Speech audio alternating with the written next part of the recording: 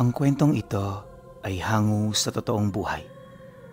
Karanasan ito ni Budong. Taong 1995. Capiz.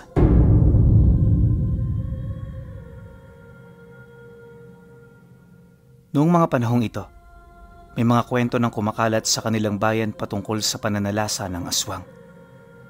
Hindi nga lang nila maaktuhan ang ginagawa ng mga nilalang na yan, lalo pat natatakot din silang lumabas sa kalaliman ng gabi. Dahil binata na si Budong, madalas ay kasakasama siya ng kanyang tiyuhin sa mga trabaho sa bukid.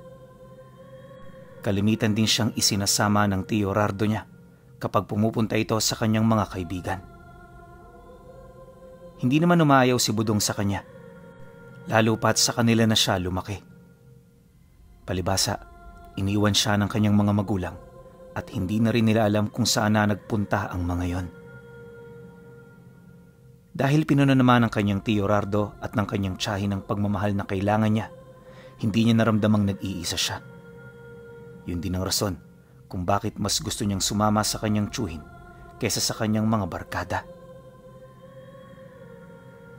Dumaan ang mga taon at pareho nang matanda ang kanyang tiyo at tiya. Siya na rin mismo naghanap buhay para sa kanila. Maswerte siya dahil napakaraming mga alagang hayop nila at marami rin silang pananim na nagagawa niyang anihin kada linggo o buwan. Isang gabi, nasa kalagitnaan na siya ng kanyang pagtulog nang makarinig siya ng sigaw sa hindi kalayuan. Inakala niyang lasing lang yon na nagwawala, kaya hinayaan na lang niyang mambulabog yon sa kanilang nayon. Pagkaraan ng halos 30 minuto, nagpatuloy pa rin ang ingay na kanyang naririnig. Naisip ni Budong na walang sumisita roon, kaya naman nagtatapang-tapangan. Naisipan niyang dungawin sa bintana para malaman kung sino yon. Saktong pagkalapit niya sa bintana, papalapit na sa kanilang bakuran ang lalaking sumisigaw. Nang mabuksan na niya ang bintana, napalingon sa kanya ang nasabing lalaki at doon nalaman ni Budong kung ano ang problema nito. Budong, ang mga hayop na alaga ninyo, siguraduhin ninyong hindi mabibiktima ng aswang. Ang 2 kambing ko, tinangay nila. Magtatanong pa sana si Budong sa lalaki, pero mabilis itong lumayo. Kinabahan ng bahagya ang binata sa sinabi ng kanilang mga kanayon, kaya kahit na may alinlangan siya, kinuha niya ang itak at lumabas sa kanilang bahay. Dumiretso siya sa likuran kung saan nandoon ang kanilang mga alagang hayop at sinigurado niyang walang kulang sa mga yon. Nang matiyak nang nandun na ang lahat ng kanyang alaga, bumalik siya sa loob ng bahay nila. Muli niyang sinubukan ng makatulog, pero hindi na siya dinalaw pa ng antok. Nagpasya na lang siyang mahiga noon at magmuni-muni habang nagmamatsyag sa paligid. Kinabukasan, noong papunta na siya sa kanilang bukirin, nakasalubong niya ang lalaking sumisigaw nung nagdaang gabi. Maluha-luha ang mga mata nito at nakumpirma ni Budong na kinuha ng mga aswang ang kanyang mga alaga. Nalaman din niya mula sa lalaki na natagpuan na nito ang kanyang mga alaga. Wala na yung mga laman loob at tuyot na ang dugo. Ang mga alagang hayop nyo, siguraduhin ninyo na kung itatali ninyo para madali ninyong maririnig kapag may aswang na magtatangkang magnakaw nun. Napatango na lang si Budong sa kanya at nagpasalamat. Dumiretso na siya sa kanilang bukirin at tinapos ang kanyang naiwang gawain.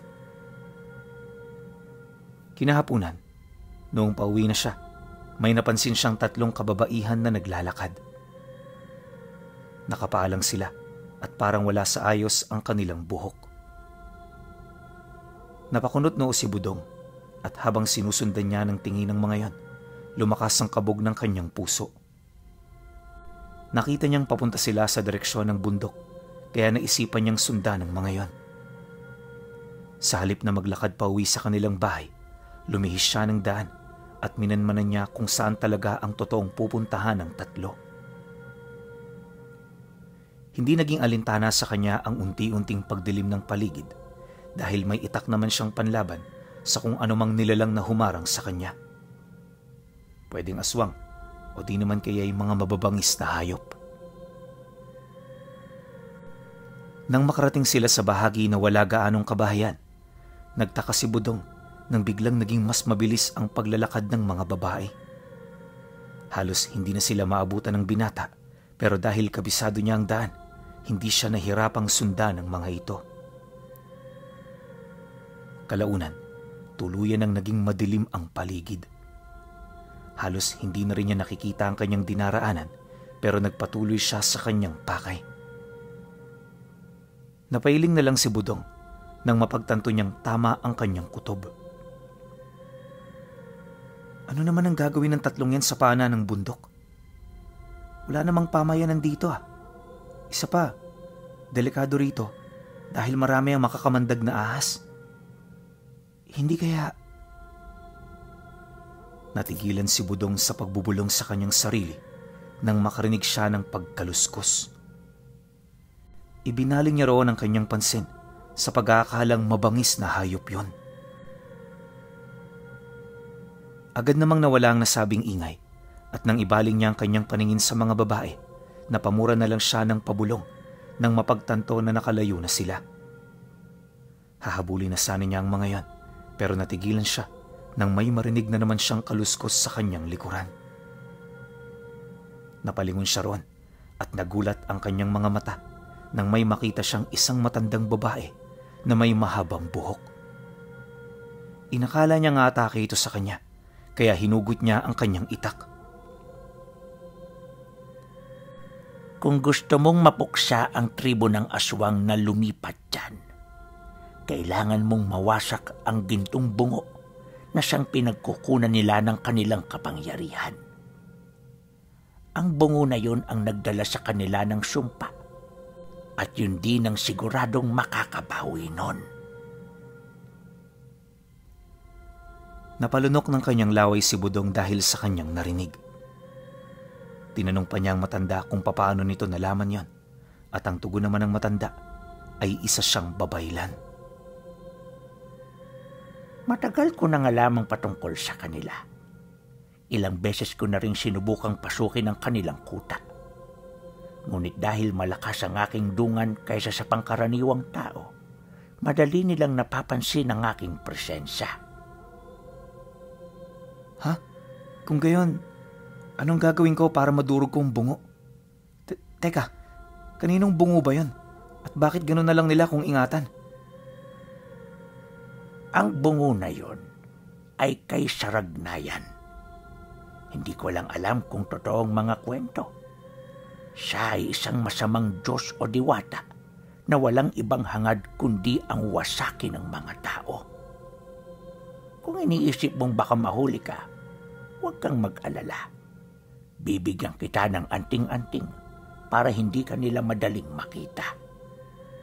Magkakaroon ka rin ito ng lakas at liksi na higit pa sa normal na tao. Kaya sigurado akong magagapi mo sila. Hindi nakasagot si Budong sa kanya. Napatitig na lang siya sa matandang babae na nooy may kinuhang maliit na bote na nakatali sa kanyang bewang. Ito, kunin mo. Makakatulong ito sa iyo para mapagtagumpayan ang pagsira sa bungo at sa pagtalo sa mga aswang na yon. Hindi na nagdalawang isip pa si Budong. Kinuha niya ang bote at nagpasalamat sa matanda. Nung mga panahong yon, sinabi ng babaylan na nahalata ng tatlong babae na sinusundan sila, kaya siguradong naipagbigay alam na nila sa iba nilang mga kasama ang kanilang nakita. Dagdag pa ng babaylan, mas mabuti nang umuwi na lang siya at baka maabutan pa siya ng mga aswang. Noong mapagtanto ni Budong na may punto naman ang babaylan, sinunod niya ang sinabi nito. Tinanong pa niya ang babaylan kung ano pa ang gagawin nito, pero napatawa na lang yon ng bahagya at sinabing uuwi na rin siya. Pagdating ni Budong sa kanilang bahay, tinanong siya ng kanyang tiyo at tiya kung saan siya nanggaling tsaka kung bakit ginabi siya. Minabuti na lamang niyang magsinungaling sa kanila nang sa gayoy hindi sila gaanong mabahala. Sinabi rin ng dalawa na hinihintay nila ang binata para sabay silang tatlo sa pagkain. Pagkatapos nilang maghapunan, nagpasya na silang magpahinga. Agad namang nakatulog ang dalawang matanda, kaya hindi nahirapan si Budong sa pagmamatsyag sa kanilang paligid. Nasa kalagitnaan siya ng kanyang pagmamanman nang makarinig siya ng kakaibang huni na nasa bandang likuran ng kanilang bahay. Noong una, inisip niyang baka gawa lang yon ng kanilang mga alagang hayop. Subalit habang tumatagal, napapansin niyang hindi na yon normal. Nagsimula siyang kabahan. Kinutuban siyang baka mga aswang yon na umatake sa kanilang mga alaga. Para malaman niya kung anong meron sa labas, kinuha niya ang kanyang itak at gasera. Marahan siyang naglakad papunta sa kanilang likod bahay habang sinisipat ang paligid. Habang papalapit siya sa pinagtalian ng kanilang alaga, nakaamoy siya ng malansa. Noong una, hindi yun gaanong matapang, pero nang ilang hakbang na lang ang layo niya roon, mas umalingasaw pa ang amoy na nalalanghap niya. Noon din, lalo pa niyang itinaas ang kanyang hawak na gasera at napahawak na rin siya ng mahigpit sa kanyang itak. Walang ano-ano, tumambad sa kanya ang tatlong nilalang na may mahaba at sabog-sabog na buhok. Nanlumo si Budong nang makita niya na nakahandusay na ang kanilang alagang baka, wakwak ang tiyan, at pinagsasaluhan ng tatlo ang mga laman loob nun. "Anong ginawa niyo sa alaga namin? Mga walang iya kayo. Ilang taon naming inalagaan ng mga yan. Tapos lalapastanganin niyo lang. Humanda kayo sa akin." Dulot ng kanyang matinding galit, patakbo siyang sumugod sa tatlo. Tumigil sila sa kanilang pagkain ng laman loob ng hayop at ibinaling nila ang kanilang pansin sa binata. Umangil ang isang aswang, pero ang dalawa naman ay napatras. Dahil dito, humakbang ng papalapit si Budong sa isang aswang na yan at walang agam-agam na tinaga ito. "Walang iya kayo! Papatayin ko kayo!" Saktong pagkataga niya sa aswang, sinubukan nitong umilag, pero dahil may angking bilis ang binata, nagawa nitong daplisan ang mukha ng nilalang. Nakita naman ng dalawang aswang ang ginawa ni Budong. Inakala niyang susugurin rin siya ng mga yon, pero naging taliwas yun sa kanyang inaasahan. Mabilis na tumakas ang dalawa at iniwan nila ang kanilang kasama. "Ba't nandito kayo sa lugar namin? Marami kayo ano?" tanong ni Budong sa aswang. Umangi lang yon at sinubukan pa niyang umatake sa binata. Naging maliksi naman si Budong at nagawa niyang ilaga ng pagsugod sa kanya ng nilalang. Dahil sa kanyang ginawa, nagkaroon ng pagkakataon ng aswang para itulak siya at ibabawan. Kahit na nasa ilalim ng aswang, sinikap pa rin niyang manlaban. Kalaunan, may nadakot siyang alikabok, kaya walang pagdadalawang isip niya itong isinaboy sa mata ng nilalang. Agad na nawala ang aswang at ilang beses pa nitong kinusot ang kanyang mga mata. Bago pa man bumalik ang paningin ng nilalang, itinulak niya ito at nagkaroon siya ng pagkakataong makabangon. Nang maibaling ni Budong ang kanyang pansin sa kanilang alaga, nanginig ang kanyang buong katawan. Habang kinukusot pa ng nilalang ang kanyang mga mata, kinuha ng binata ang lubid na nakatali pa sa baka. Nang mawari niyang nakakakita na ulit ang aswang, napagpasyahan niyang hambalusin niyo ng ubod ng lakas. Napaungo lang nilalang. Binalak pa nitong sumugod ulit, ngunit bago pa man magawa ng aswang ang kanyang plano, humakbang ng mabilis ang binata at buong lakas itong tinaga sa tiyan. Nawakwak ang tiyan ng aswang, kaya agad itong napasapo sa kanyang tiyan. "Ngayon, mararanasan mong ginawa mo sa alaga ko, pati sa ibang hayop na biniktima ninyo." Ilang beses na hinambalos ni Budong ang aswang gamit ang lubid ng kanyang alagang baka. Kalaunan, hindi na nakapagtiis sa kirot ang aswang at naiangat niya ang kanyang kamay. Dahil sa kanyang ginawa, tuluyang bumagsak sa lupa ang mga laman loob niya. Alam ni Budong na hindi na makakalaban yun sa kanya, kaya kinaladkad niya ito patungo sa punong manggang pinagsilungan ng kanilang mga alaga. Iginapos niya roon ang aswang at hinayaan ito sa ganoong sitwasyon. Dahil maraming dugo ang nawala sa nilalang, nanghina yon at halos mawalan na ng malay. Maghintay tayo hanggang mag-umaga para makilala ka na namin. Huwag lang magkakamali ang mga kasama mo na balikan kami rito. Sisiguraduhin naming mga taga nayon na yon ang pinakamalaking desisyon na gagawin ninyo. Inusisa pa ni Budong ang aswang patungkol sa gintong bungo, pero hindi ito sumasagot sa kanya. Dahil doon, hinayaan na lang niya ang aswang at naghintay na lang siya na sumikat ang araw. Kinabukasan, nagulat siya nang makarinig siya ng malakas na pag-ungol. Nang tingnan niya ang aswang, nakita niyang nakayuko na ito. Namumutla na at wala ng buhay.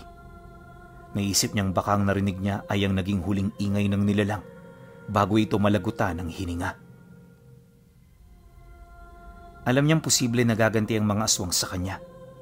Naisipan niyang unahan na ang mga ito nang sa gayoy hindi na makagawa ang mga nilalang na yan ng karagdagang pananalasa sa kanilang lugar.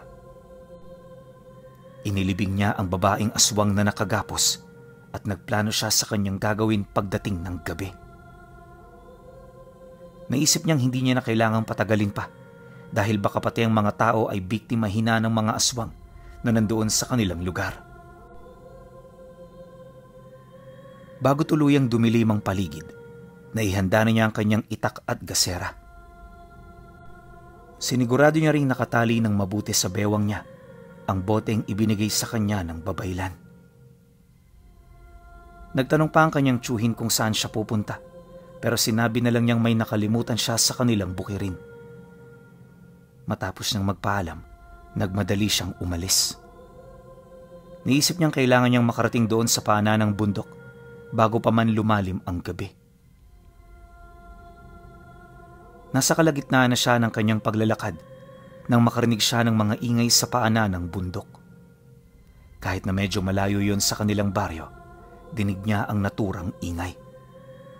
Naisip ni Budong na baka may kung anong nangyayari. Dahil dito, nagpasya siyang tumakbo na papunta roon. Napangiti na lang si Budong nang naging mabilis ang kanyang paggalaw at hindi man lang siya nakaramdam ng pagkapagod. Pagdating niya sa paanan ng bundok, nagpasya siyang maging mas maingat sa kanyang paggalaw. Hinalughog niya ang kasukalan doon hanggang sa malaman niya kung saang parte nagmumula ang ingay. Dahil hindi siya gaanong sigurado, mas lumapit pa siya roon. Nagulat na lang ang kanyang mga mata nang makita niya ang mga nandoon. Agad din niyang napansin ang isang bungo na nakapatong sa malapad na bato na nagsisilbing altar ng mga ito. Bakit kaya puro babaeng mga to? Ano kaya ang tawag sa kanila? Napakunot noo si Budong. Dahil hindi niya alam kung ano talaga ang totoong patungkol sa mga babaeng yon, nagmatsyag na muna siya. Hinipa niya ang ningas ng kanyang gasera para hindi siya madaling mapansin. Habang may kung anong ginagawang ritual ang mga babae, nakita ni Budong na mas lalong kumikinang ang gintong bungo. Dahil dito, naisip niyang hindi yon pangkaraniwan. Kinakailangan makuha ko yan at mawasak kung totoo man ang sinabi ng matanda sa akin. Nagtaka na rin siya kung bakit hindi niya na nakita ulit ang nasabing babaylan. Kinabahan siya sa kung anumang pumasok sa kanyang utak, pero isinantabi niya yon para sa kanyang layunin. Nasa kalagitnaan siya ng kanyang pagmamatsyag sa mga kababaihan nang makita niyang unti-unting nagbabago ang kanilang anyo. Mas humaba pa ang kanilang buhok na halos sumayad na sa lupa. Nakita niya ring nagbaga ang kanilang mga mata at nagkaroon sila ng mga pangil. Anong uri ng mga aswang kaya to? Kung hindi ako nagkakamali, ang mahabang buhok nila ang kanilang ginagamit para makapambiktima. Makalipas ang ilang sandali, Nakita niyang napayuko ang mga yon habang nakaharap sa altar nila. Nagkaroon naman ng plano si Budong, kaya marahan siyang lumapit sa harapan ng mga nilalang. Dahil nakayuko ang mga babae at natatakpan ng mahabang buhok ang kanilang muka, hindi nila napansin ang kanyang paglapit. Muli niyang sinindihan ang kanyang gasera at nang maaninag niya ang isang patay na punong naroroon, itinapon niya yun doon. Dahil sa langis na nakapaloob sa gasera, kumalat ang apoy sa nasabing puno at lumagablab yun. Dahil sa nangyari, nabulabog ang mga babaeng aswang. Hindi na pinalampas pa ng binata ang ganoong sitwasyon. Nagmadali siyang lumapit sa altar. Akmang dadamputin na sana niya ang bungo nang mapalingo ng isang babaeng aswang sa kanya. Napaangil yun at agad na sinabi sa mga kasamahan niya ang presensya ni Budong. Nang maibaling na ng lahat ng mga aswang ang kanilang pansin sa binata, dinampot niya ang bungo at ginamit bilang pananggalang para hindi sila madaling makalapit. Sige, kapag lumapit kayo, wawasakin ko to. Alam kong ito ang pinagmumulan ng kapangyarihan nyo at kapag wala ito, baka mamatay agad kayong lahat. Lalong nang galaiti ang mga aswang dahil sa ginawa ni Budong. May isa sa kanila ang umangil ng malakas at nagsitaasa ng mahaba nitong buhok. Alam ng binata na posibleng atakihin siya nito, kaya inihanda niya ang kanyang sarili. Inilapag na muna niya ang gintong bungo at hinugot ang kanyang itak. Sa isang iglap lang, nakalapit sa kanya ang nasabing aswang. Nakipagbuno siya rito at sinikap niyang huwag malagay sa alanganing sitwasyon. Gamit ang kanyang itak, pinagtataga niya ang pulumpo ng mga buhok na sumusubok na umatake sa kanya. Kalaunan, naging maiksi ang mga buhok ng nasabing aswang at wala na itong naging panlaban sa kanya. Nagkaroon ng pagkakataon si Budong na mas lapitan yon. Bago pa makagawa ng kung anumang hakbang ang nilalang, tinaga niya na ito sa leeg. Isang malakas na ungol ang ginawa nun at nang makita ni Budong na papasugod na rin sa kanya ang iba pang aswang, tuluyan niyang pinugot ang ulo ng nilalang tsaka ibinitin ito. Ano? Akala ko ba lalakas kayo dahil dyan sa bungo?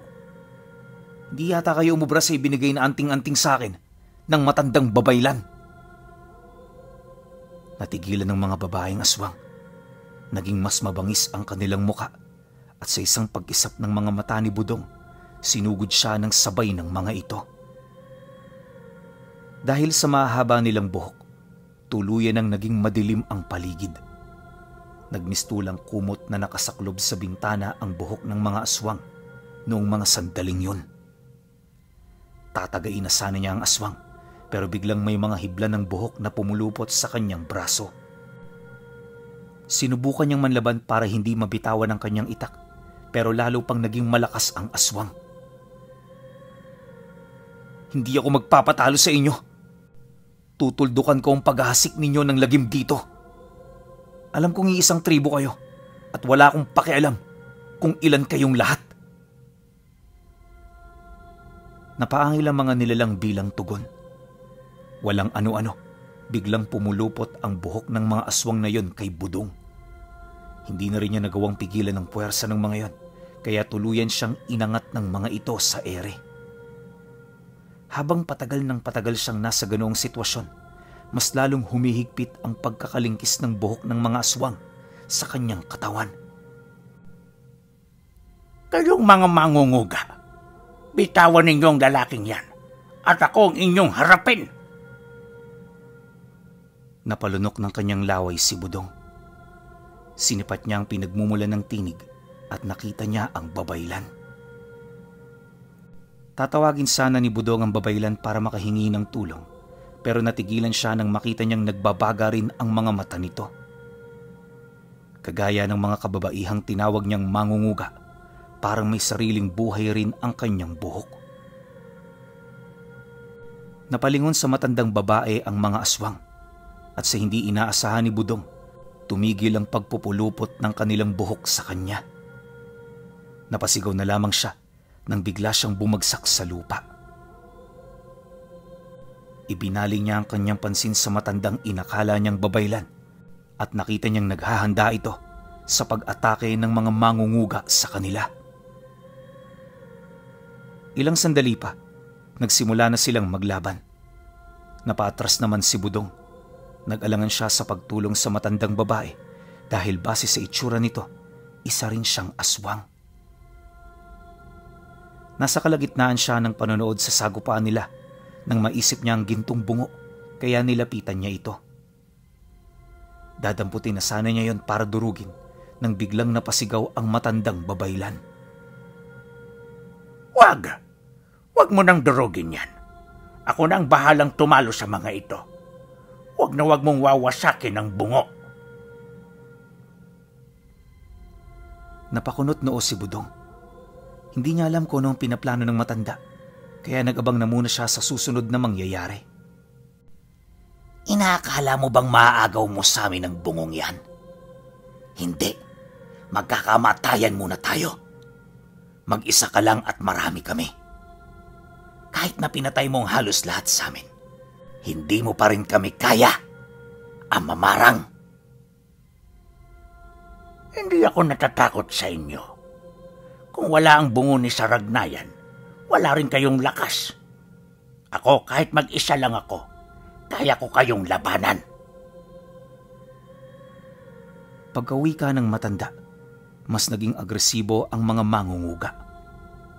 Subalit sa hindi nila inaasahan, mas nag-ibayo rin ng lakas at likse ni Amamarang kaya nahirapan ang mga babaeng aswang. Kalaunan, nakita ni Budong kung papaano isa-isang nagsitilapon ang mga mangunguga. Inakala niyang buhay pa ang mga yon, pero hindi na nakabangon ulit ang mga nilalang. Pagkaraan lang ng ilang sandali, naubos na ng matandang babae ang mga kalaban niya. Humarap ito kay Budong at napangisi habang napapadila pa sa dugo na nasa labi niya. Ibigay mo sa akin ang bungo na yan. Sa akin dapat yan. At ako lang ang nararapat sa kapangyarihang itim na nagmula kay Saragnayan.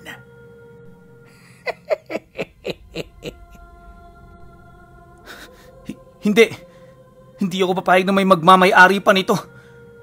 Alam kong gagamitin mo lang sa kasamaan ng bungong ito. Pag-uwi ka ni Budong, hinubad niya ang nakataling bote sa kanyang bewang. Wala na rin siyang naging pakialam sa kung anumang mangyayari sa kanya noong mga oras na yon. Noon din, itinapon niya sa aswang ang boteng ibinigay nito sa kanya. Inakala kong isa kang ang babaylan. Ginusto pa nga kitang tulungan eh. Pero iba palang pakay mo. Hindi ko maibibigay ito sa isang nilalang na kasamaan ng isinasa puso. Napaangil ang Amamarang dahil sa winika ni Budong. Nagsitayuan ang kanilang mga balahibo at mas nagbaga pa ang kanyang mga mata. Walang ano-ano. Umatake yun sa binata, kaya inilapag na muna niya ang hawak niyang bungo sa lupa. Wala namang nagawa si Budong kung hindi labanan ang matandang aswang, kahit pa na alam niyang nasa alanganin siya, gawa ng wala naman siyang tangan noong mga oras na yon.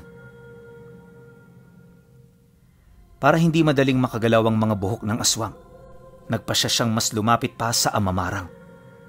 Sinikap niyang maibuwal ito sa lupa at sa kabutihang palad ay nagtagumpay siya. Nagpatuloy sa pakikipagbuno si Budong sa aswang at kahit na mas malakas ang nilalang na yon sa kanya, sinikap pa rin niyang mapigilan ito. Nasa kalagitnaan na siya ng pakikipaglaban sa nasabing aswang nang maalala niya ang minsang naikwento ng kanyang tiyuhin patungkol sa mga ganoong aswang. Bago pa man makahalata ito, bahagya siyang umusog at walang pagdadalawang isip na dinakma ang hita ng nilalang. Napangisi na lang siya nang mawari niyang may maliit na boteng ang nandoon na posibleng pinanggagalingan ng lakas nito. Binigla niya ang pagkuha doon at nang magwala na ang aswang, buong tapang namang gumapang si Budong hanggang sa makarating siya sa bandang paanan ng nilalang. Noon din, buong lakas niyang kinagat ang hinlalaki ng Amamarang at pagkaraan lang ng ilang segundo, napahiyaw ang aswang. Anong ginawa mo sa akin? Napaka-demonyo mo! Ikaw ang demonyo sa ating dalawa. Akala mo ba magtatagumpay ka? Hindi ko hahayaan yun. Kahit na walang ibinigay mo sa aking anting-anting, hindi ako natatakot. Buong pananalig ko sa Diyos at yun ang pinakamalakas na agimat. Napaangil ang aswang, pero nang muling kagati ni Budong ang kanyang hinlalaki sa paa, biglaan siyang naging isang normal na matanda. Garalgal pa rin ang boses niya, ngunit napansin ng binata na wala na itong lakas. Ngayon mamili ka. Aalis ka sa lugar na ito at kakalimutan ng patungkol sa bungo ni Saragnayan. O di naman kaya, sabay ko kayong dudurugin. Hindi sumagot ang aswang. Nanatili lang itong nakatitig sa binata at tila hindi nito alam kung ano ang kanyang pinagdagagawa. Inambahan ni Budong na tatagain yon, subalit biglaan siyang tumakbo papalayo. Hindi na rin ito nakalingon pa sa binata, kaya naging malaya siyang gawin ng kung anumang kanyang nais sa gintong bungo. Noong mga oras na yan, pinagmasdan niya ang bungo. Habang nasa ganun siyang sitwasyon, may kung anong nag-uudyok sa kanya na angkinin yun. Pero nang maalala niya ang magiging epekto nun, nagpasya na siyang durugin ng bungo at nang hindi na pagmula ng kapangyarihan ng mga masasamang nilalang. Naganap siya ng malaking bato at yon ang kanyang ginamit para mawasak ang bungo. Habang ginagawa niya yan, naramdaman ni Budong ang mga masasamang elemento na nakapaligid sa kanya. Dahil dito, inihanda niya ang kanyang sarili sa kung anumang posibleng mangyari. Sa kabutihang palad, hanggang sa tuluyan ng madurog ang bungo, ay wala namang umatake sa kanya. Bago umalis, tinambakan niya ng maraming bato ang bahagi kung saan nagkalat ang pira-pirasong bahagi ng nasabing bagay. Nang makauwi na siya, inusisa uli siya ng kanyang tiyo at tiya kung saan siya nanggaling at kung bakit marami siyang pasa.